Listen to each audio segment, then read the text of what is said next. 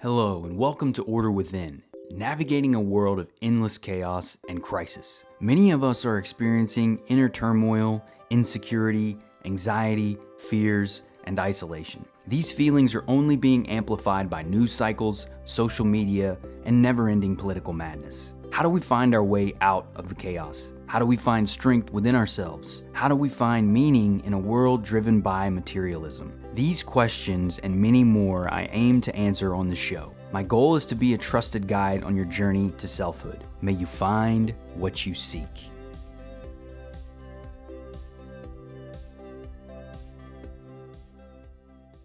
Hello and welcome everyone. I'm your host, Brandon Ward, back with another episode of Order Within, episode number 54.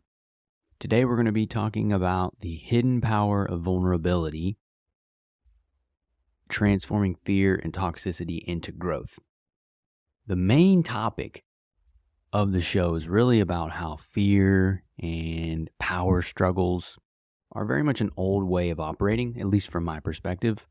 And I think we're moving into a different time to where fear, a way of motivating and using fear as a means to lead and have growth and to get things done is changing. And for me, it's something I've never responded well to. I've always felt a fearful approach really turned me off. I guess I've always been more aligned with, even when I was young, I always just felt more inspired and attuned by more optimistic and positive perspectives. Fear never was something that felt good to me. And I know it has a place, obviously. Fear is helpful. It's a signal to us.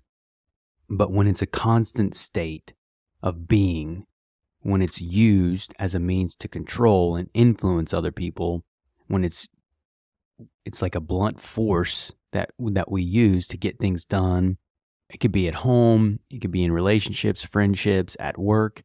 It doesn't matter. This applies everywhere, and you see it all over in our society.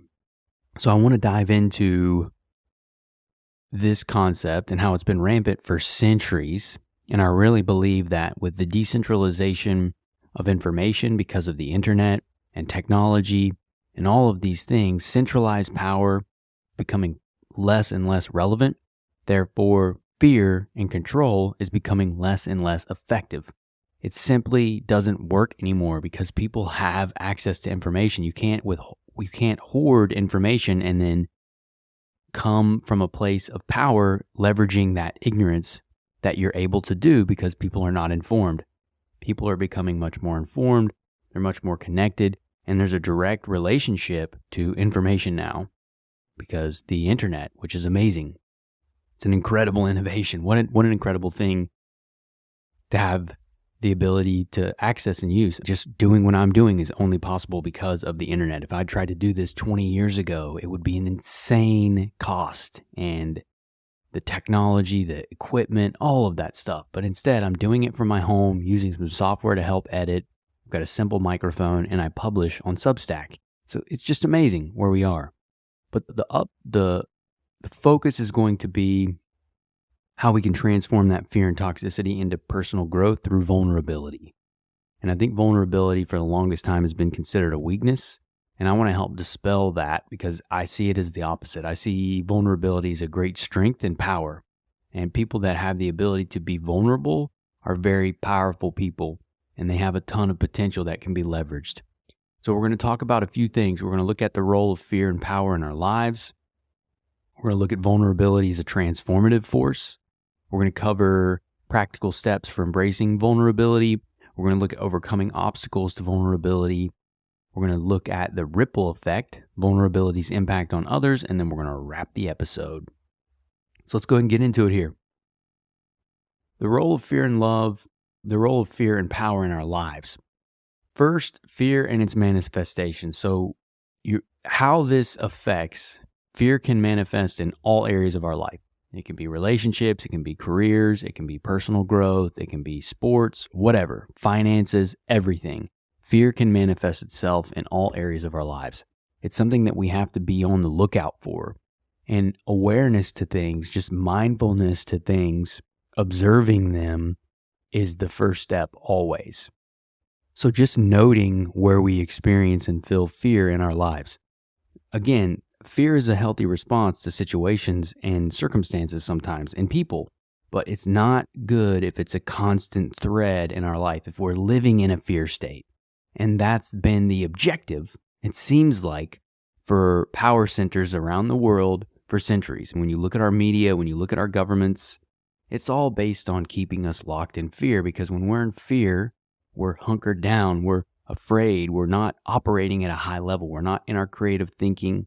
It's a scarcity mindset. And that's another aspect of it, is we're moving, in my mind, we live in the age of abundance, and we're moving because of technology and the advancements that we've had, we're going to continue to move in that direction.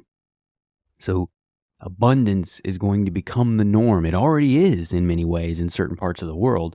It's just making it available globally and doing things in a sustainable manner that will make this different. Looking at how it can manifest as a few specific examples, such as staying in an unhealthy relationship due to a fear of loneliness. So fear can keep us in bad relationships because we don't want to be alone. We haven't taken the time to be with ourselves. We can avoid career risks due to fear of failure.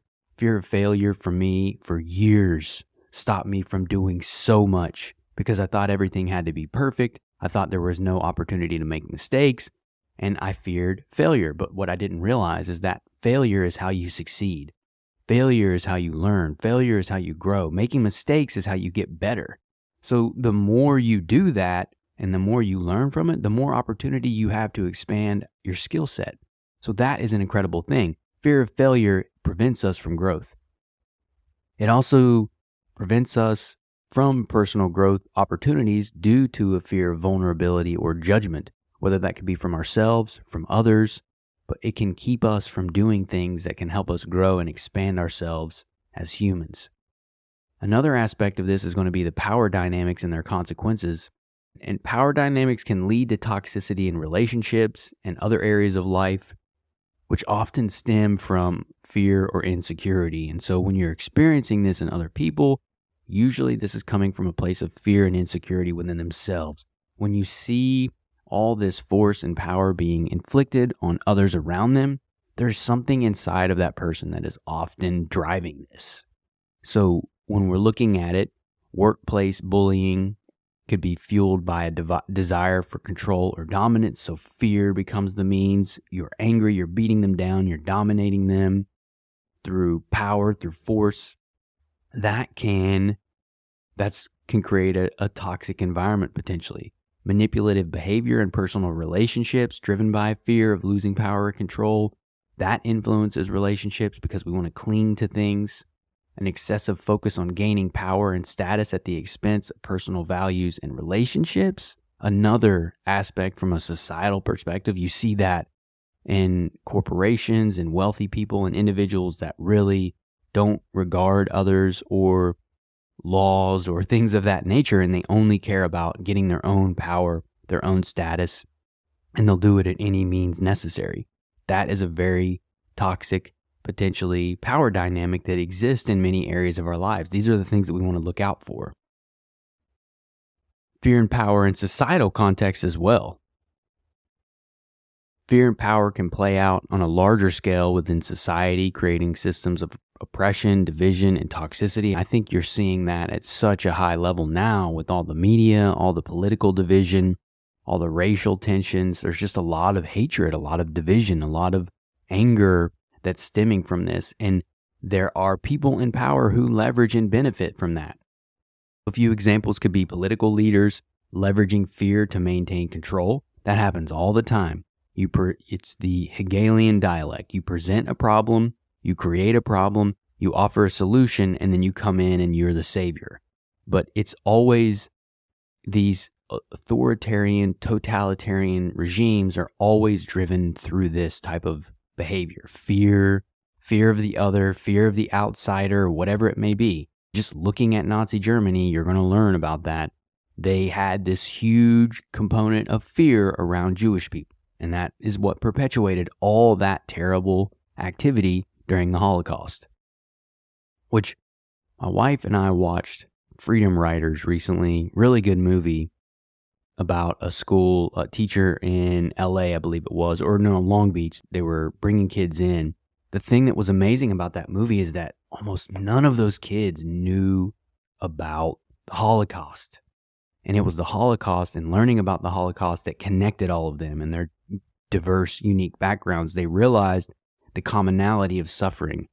And what really got these kids was seeing how young and how, because they went to the Holocaust Museum and they went through and learned about a lot of the people in the Holocaust, and a lot of them were kids. And when they went through this experience, they were assigned the child and they followed through them their whole experience of the Holocaust. And at the end, they were told what happened to their person, whether they survived or not.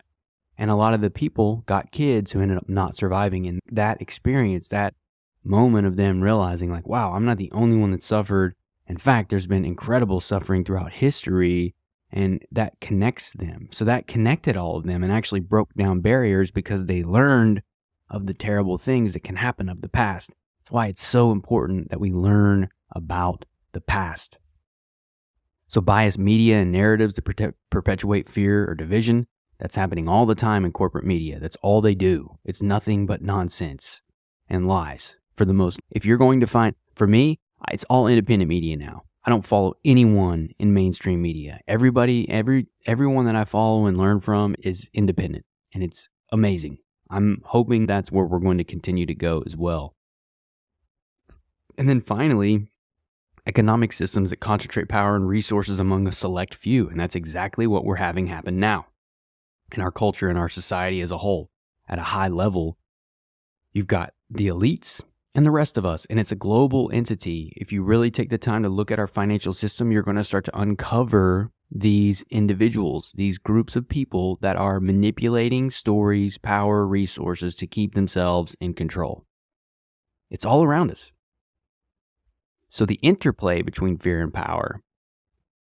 Fear often drives the desire for power and control. It becomes very addictive.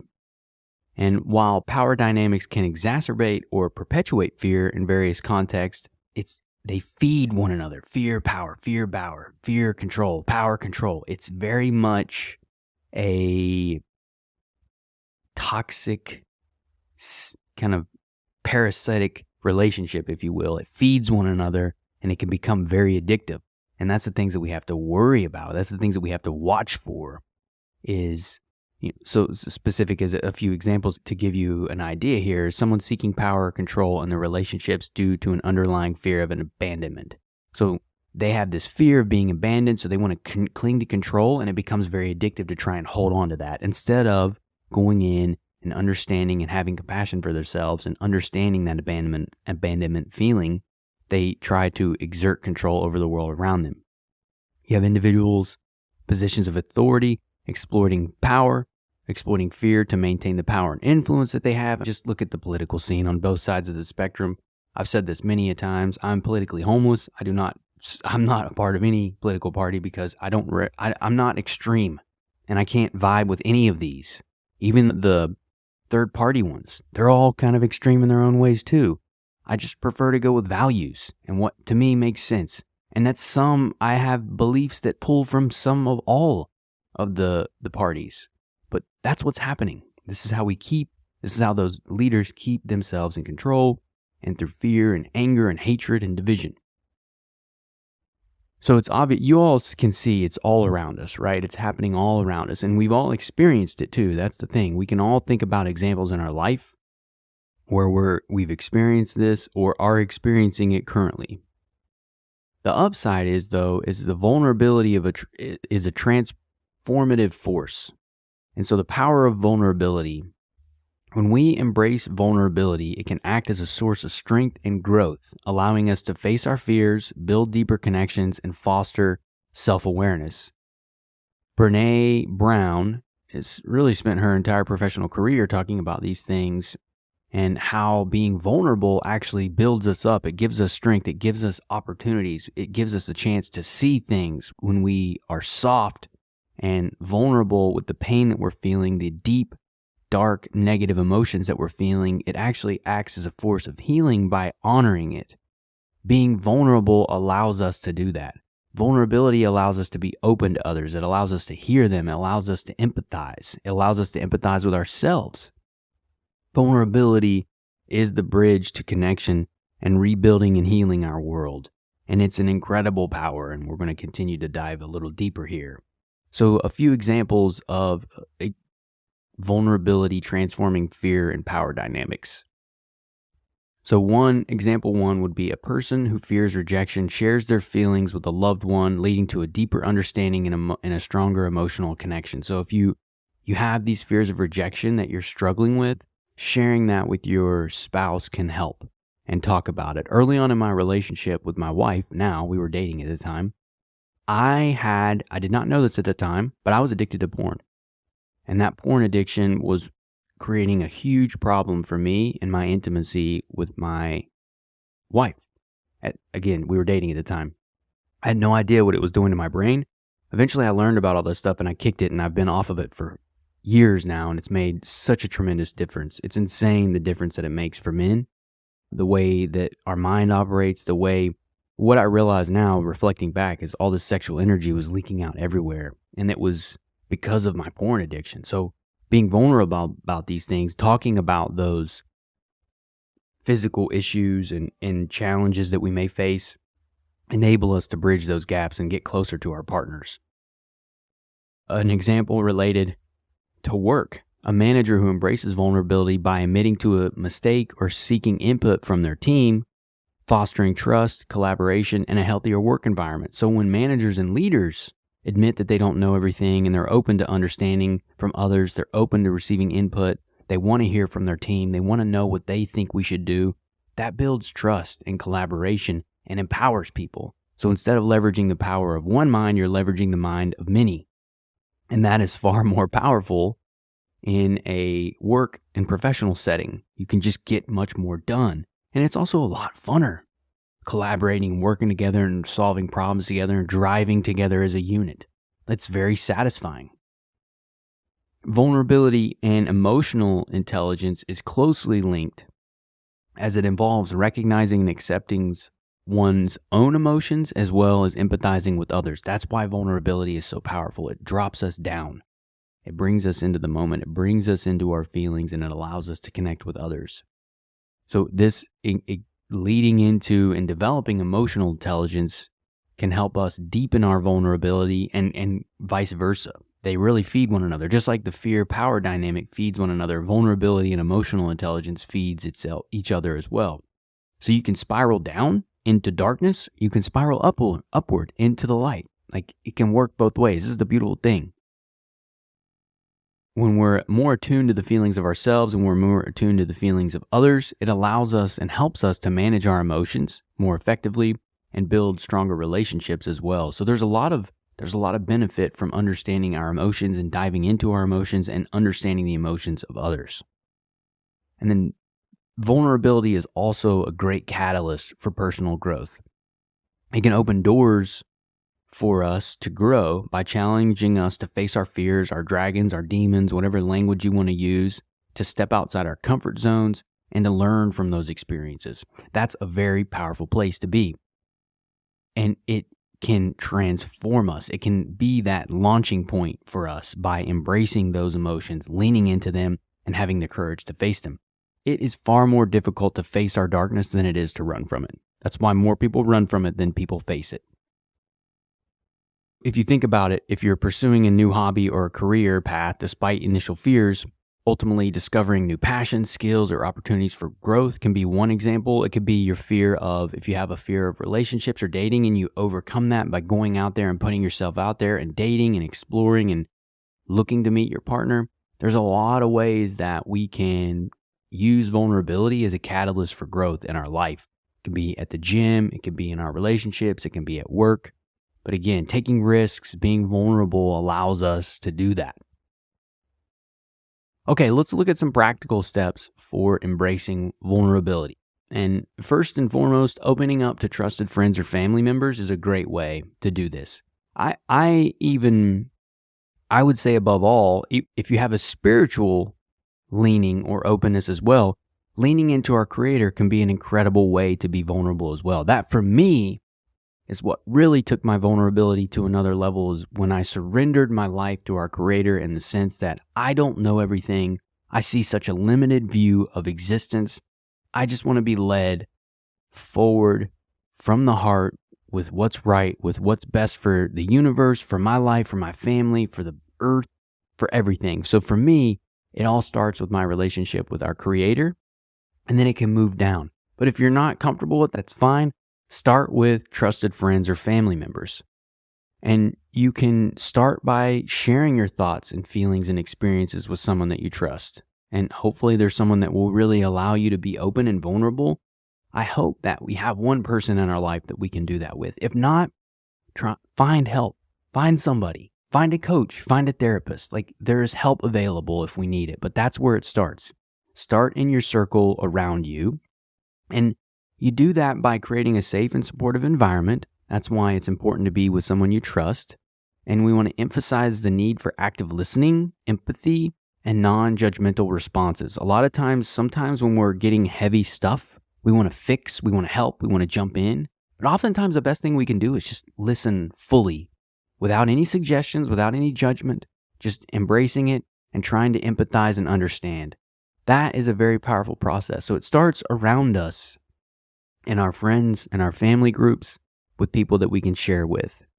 And then after that, we're going to acknowledge and accept emotions. So it's becoming more aware of your emotions, and practicing acceptance of them without judgment is a crucial step towards embracing vulnerability. And I've covered a ton of this stuff on the show before around self-awareness, building up self-esteem, how we can work on our emotional intelligence, mindfulness, exercising, journaling. All of these things can help us acknowledge and embrace our emotions. It's all about honoring them, not judging them, just being present with them. Observing is a very powerful force, y'all. It's crazy how powerful it is. The next step is another action item that you could potentially do would be to seek support when needed. And it's okay. Just remember, guys, it's okay to seek help and support when you're facing challenges. It's totally okay, whether that's from friends, family, or professional therapists or coaches. Getting help is a great way to move through some dark and deep emotions. And the more pain and trauma you have, the more help you're probably going to need, because you want to have somebody with you to help navigate that. It's an anchor point. As you're going deep into yourself, someone is your anchor point there for you to pull you out and to remind you that you're okay, that you're safe. So having some support is always good, and doing that, because we have to recognize our own limits. And by doing that, we allow ourselves to ask for help, and that can be a powerful form of transformation through vulnerability. We can embrace vulnerability in everyday situations, practicing it in our daily lives, such as admitting when we don't know something. Just admitting that we don't know things is incredibly powerful. I implore you to do it if you're not, to just be open about it. We know way less than we know way less than we actually know. There's far more things that we don't know than there are things that we do know about life. So it's natural that we don't know things. That's existence. There's an insane amount of universal space and energy and planets and cosmos. How are we going to know everything? There's so much that we don't know. That's totally okay. Embrace it. Lean into it. And be open. You can also, gratitude and appreciation towards others is an incredible way to embrace vulnerability. Being grateful puts us in a different mindset. It changes our brain chemistry and puts us in a different frame of mind. It's an appreciative place as opposed to a negative place or a judgmental place or a rejecting place. So understanding these things, guys, is like, it's a skill. Vulnerability is a skill. Everything that I talk about on my show is a skill that can be developed. Everything. I'm telling you, self-esteem, confidence, emotional intelligence, awareness, vulnerability, empathy, all of these things are skills. Critical thinking, very important. All of these things are skills that can be learned. This is why the growth mindset is so important. So now, looking at setting boundaries and practicing self-compassion as the last step or tip that can be used. And healthy boundaries are very important when we're embracing vulnerability. We have to protect ourselves from emotional harm and maintain a sense of self-worth. Vulnerability does not mean we allow someone to berate us or abuse us emotionally. That's why being compassionate towards ourselves and loving towards ourselves and nurturing our inner child, that's, for me, the inner child relationship, understanding that my logical mind represents the parent, and it's my role, especially now with a kid, it's my role to protect that child. We have to facilitate that within ourselves. We have to draw those boundaries. We have to protect our emotional well-being and be honorable to who we are. And we do that by setting boundaries, by being clear about what we need and our limits. We want to communicate those boundaries assertively, and we want to be willing to enforce them when necessary. And if people continue to not listen to our requests, then we have to take action. Either we move on. Usually it's moving on. If people don't listen to what we're asking and needing, it's probably not going to work because they're not honoring what we're asking. And that's a huge red flag.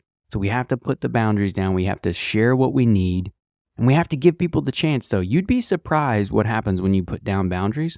A lot of people will respond well to it. The key is to be clear about what you need, what the expectations are, and just communicate the specifics of that situation. So if it's work related, maybe you're putting down a boundary on when you're going to be accessible. Maybe you say, these are my working hours, and anything that's happening outside of that, I will respond the next day.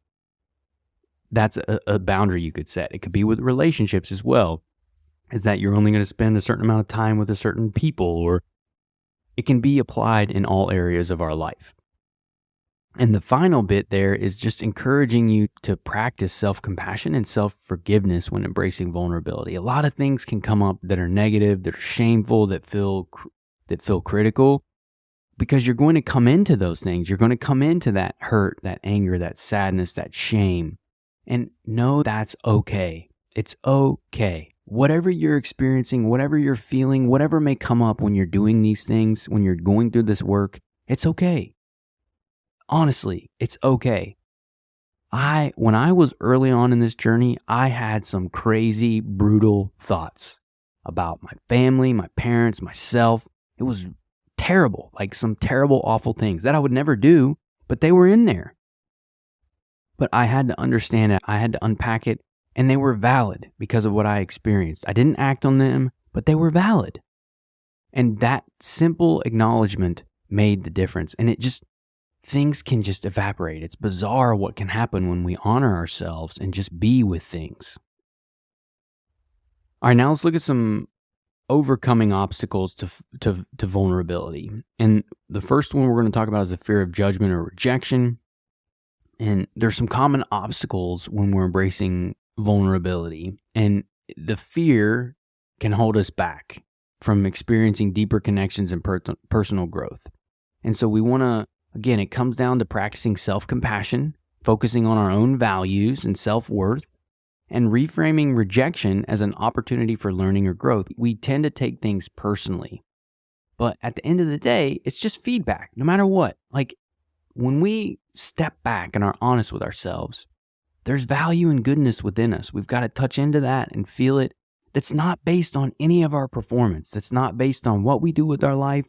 But we are children of creation, and in that truth exists this seed of love, because within our being is a piece of creation that is to be cherished. And so that fact alone allows us to just simply be okay with who we are, and can help us overcome these fear of judgment and rejection from others, and dealing with sometimes the things that can come up when we're going through this work. It's okay. All that is okay. We got to look at our values. We got to lean into our worth and start to identify the things that we do like about ourselves, the things that we do enjoy about ourselves, the things that we love. Another piece is going to be feelings of shame or guilt. So shame and guilt can definitely be an obstacle for vulnerability. It can prevent us from embracing vulnerability, as we may not feel worthy of love, of support, or understanding. And I can tell you, if you feel that, embrace it, lean into it, try and understand it, but also recognize it's not true. You are worthy of love. You are worthy of support. No matter what anyone tells you, you are. You are worthy. Again, that spark is within you. You are worthy. No matter what you've been through, the things that you've done, you are worthy. And it's okay to feel that shame or guilt. But understanding that by practicing self-forgiveness, by challenging that negative self-talk, and seeking support from our friends or support group or a therapist or a coach can help us overcome these feelings of shame and guilt. But they will come up. They will come up, and that's okay. Another piece is that vulnerability is perceived as a weakness. This is one of the things that annoys me because being vulnerable is actually a strength. You're making yourself open to things happening. And so doing that, in my mind, is a strength. Because by fully embracing vulnerability, you can experience its benefits. You're making yourself vulnerable to potential challenges or pain or depth of these dark emotions. That is a strong point. Vulnerability allows that. It's not a weakness. Because ultimately, modern research has shown us that strength and resilience comes from vulnerability, our understanding that we don't know everything, that we do make mistakes, that this is a part of life. So that resilience and strength actually comes from vulnerability. And so realizing that vulnerability is a source of courage and growth, it is a powerful strength. It's not a weakness. We need more vulnerability in the world. It's crazy how much of a superpower it is. It is a courageous thing to be vulnerable. But something else that can happen, though, is if you're navigating vulnerability in toxic or unsupportive environments. Now, this is something that happens a lot, right? Understanding that these are practical challenges that may come up if you're in environments that are not supportive or conducive to emotional openness, such as toxic relationships or workplace cultures. So if you try and do some of this stuff and you're still getting met with all this negativity, this resistance, this anger, then you may have to reflect on hard decisions that you have to make about your life. Maybe you have to end a relationship. Maybe you have to move on to another employer. Maybe you have to leave the very area that you're living and find a new life somewhere. It all depends on you and your circumstances and the willingness of the people around you to be open and supportive and loving of who you are and what you're trying to do. And if people are not, then ultimately it's going to make it hard to progress because people around you are going to be fighting you on it, particularly in relationships and workplace. So if you're in that situation, first and foremost, you got to be aware of it. You got to see it. You got to work on setting boundaries. So you got to start taking steps. Start setting boundaries. You want to start getting support from trusted individuals outside of the toxic environment is going to be crucial. And again, the final thing is really considering whether it's necessary to remove yourself from the situation entirely. Oftentimes, that's the case. It's sad. I've been a part of relationships like that. I've been part of working environments like that where you try everything you can, but ultimately you realize at the end of the day, you just got to move on. That's the only thing that's going to work. And it's sad when we get to that point, but that's why having that support around us can help navigate that type of situation. So building resilience in the face of fear and power dynamics. Cultivating resilience can help us overcome obstacles of vulnerability and navigate fear and power dynamics more effectively. And this comes with the work that we do within ourselves. And that's how we build resilience. We do that by developing a strong support network around us, practicing self-care, internal emotional self-care, inner bonding, self-parenting, whatever you want to call it, is the secret, if you will. It's not a secret, and it's all out there. But that's, to me, the key piece to making a difference in how we feel about ourselves, and that's practicing self-care and nurturing our emotional state. It's not just the physical stuff, but really nurturing our emotional state. And finally, engaging in personal growth activities that foster a sense of purpose and self-worth. Again, tons of episodes that I've done on this. So many of my episodes have been built around how do we build ourselves up, the tools that we can use to build ourselves up. I want to give you all the tools to help heal and become the person and people that you envision in your life so you can hit your goals and be the awesome person you're on the planet to be. We need you. That's the point. We need you. Probably hear my daughter in the background squealing. It's so fun. She's almost 2. She's getting so spunky and, oh man, it's a lot of work, but I love it. All right, the ripple effect, vulnerability's impact on others, and then we're going to wrap the episode, guys. Personal transformation and growth. So embracing vulnerability can lead to profound personal transformation. As individuals face their fears, you challenge power dynamics, and experience the benefits of vulnerability in relationships, careers, and personal growth journeys, it can change our lives. And the thing is, the more you do it, the more this builds. It becomes more natural and consistent in your life. The ripple effects, it goes beyond us, and it builds over time. That's the power of this, is it starts compounding and changing when we embrace this vulnerability. And I see it in my friends. I see it in people that I've met when they start doing this work, and you see them change over time. And then you see the influence that it has in their relationships and the friends that they have in their workplace. Like, we carry all these changes within us in everything that we do. So this is a powerful force to help. It can strengthen our relationships and connections. By developing that vulnerability, we can have deeper trust and love and affection and empathy in relationships. And as people open up and share their authentic selves, we build these deep, meaningful connections with other people, and we can share that with the world. And that happens in all areas of life. It leads to in personal relationships, working relationships. It's really incredible what it can do. And then this ripples out into society, because we can develop a more empathetic and compassionate society, which we need so desperately right now. Technology is disconnecting us. Social media is disconnecting us. We need to get back to vulnerability and empathy and compassion in our society for one another. And that all starts with us. As individuals become more empathetic, compassionate, and understanding of one another's experiences and emotions, we start to create that experience at a societal level. It starts to impact in workplaces, in relationships, in schools, and government. This is how we do it. But it happens one bit at a time.